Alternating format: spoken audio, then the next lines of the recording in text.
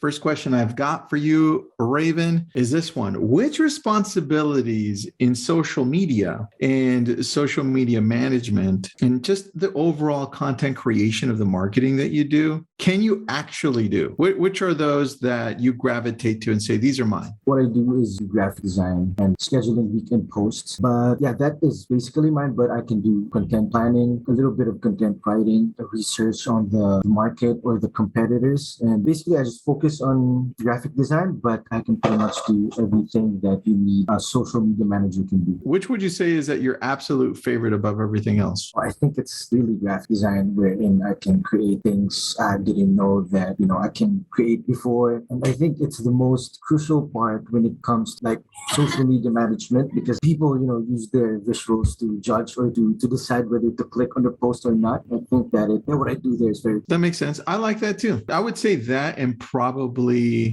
editing videos. That's probably my favorite. Yeah, whatever that catches the attention of our viewers, actually. Yeah. What do you think you, in your personal role, is what you're doing right now? What do you think you need to focus on more that you see the industry shifting to? So anything that you're training on, that you're learning on the side, that you're growing into doing better? So personally, I am studying metaverse and NFTs because I think the future is there. That's where we're going. I'm actually researching about how we can utilize or how are we going to use social media in the future, in the metaverse, or, basically just how it's going to be in 10 years, 5 years with all these, like the life on the internet, basically what the industry leaders are developing right now. I'm just trying to make sense on how social media managers can be right on the spot whenever those things happen. So I just don't want to be left out or anything. I think to answer the question, what is it that I am trying to learn now or focusing now on the side is metaverse and a little bit of NFT. How do you go about planning, optimizing, and strategizing in the multi-platform approach? Let's say you're covering Instagram, Facebook, YouTube, TikTok, LinkedIn, Pinterest, Snapchat, and everything else. How do you decide what you're going to target first? Depends on the business or the company that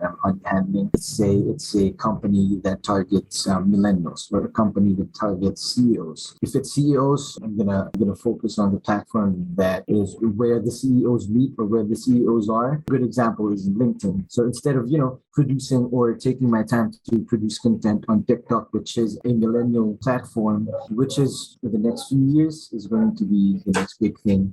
Basically, I study first the company and then see what their market is and then decide on what platform their market is mostly in. Then that's where I'm going to, strategize, begin strategizing. Basically, you have to know the market first and you have to know the audience first before strategizing on what platform to choose best for the company you're handling. That makes sense, man. And what do you think is the best growth strategy for the people that you're helping out? Because that's the number one thing we look for. It's like growth in our channels and engagement. And what do you think that approach is? Great question, because a lot of people are going on the direction of paid ads, I have nothing against them though, but I think what creates loyal customers and loyal audience are valuable contents, free valuable content, just like what we're doing in my current company, which is we give out free stuff, we give out free presentations, free checklists. So basically, I think to answer the question, it's content marketing and giving out genuinely valuable stuff,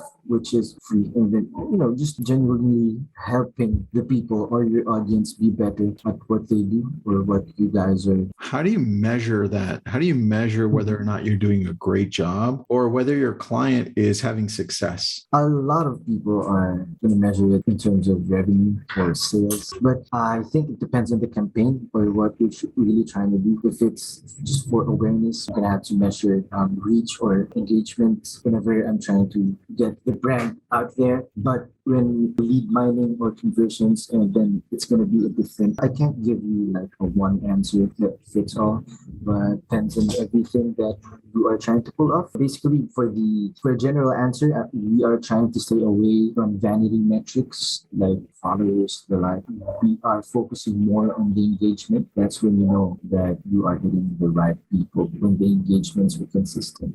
Yeah, I would agree with you, man. I think a lot of people focus on how many followers you have, and that's why you start seeing a lot of them pay for fake followers. Yeah. But the key is really the engagement. Like how many people, even if you've only got 1,000 followers, how many of those are engaging with you? That's the key. I watched this. Chris Do said that a good engagement percentage out of the following is like somewhere around 10%. That's a good number, man. That's a very good number. What are you most excited about when it comes to the algorithm change for social media? Because it's always changing. Right. It's never ending change. I think what gets me excited really is the direction we're going through is to reels and videos and more raw stuff where I'm seeing the creator or the whoever we are trying to see. I think it's the direction of going to the video and going raw and going authentic. And it's just you and the creator face to face raw with your phone and nothing more, nothing less. Speaking with no cuts, no anything. That is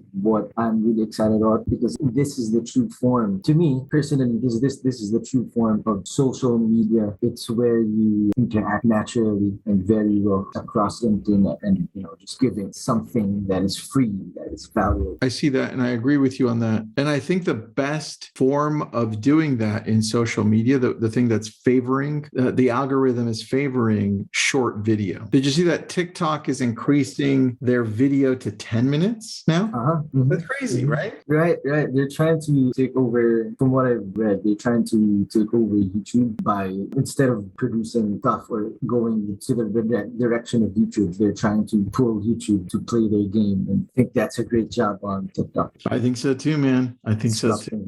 All right, last question for you. Out of everything that you do, whether it's graphic design work, editing, social media, what do you gravitate to learning more? Like when you go online, where do you go and learn stuff that you enjoy? It's YouTube. That's where I really learn stuff. I just try to type something. What is that? What is open close prints is the thing that I'm learning. So let's say it's metaverse, right? Or NFT. I just try to get to YouTube and then I have a process of deep diving into the topics that I really want to learn. So try to investigate on the creator, engage in their Facebook groups and their Instagram accounts, and then try to look for those terms there and then try to follow them, just trying to weave them on the internet side. I love that. Well, that's a wrap. Thank you. Thank you for doing the interview. Thank you. It's really great to talk to you again.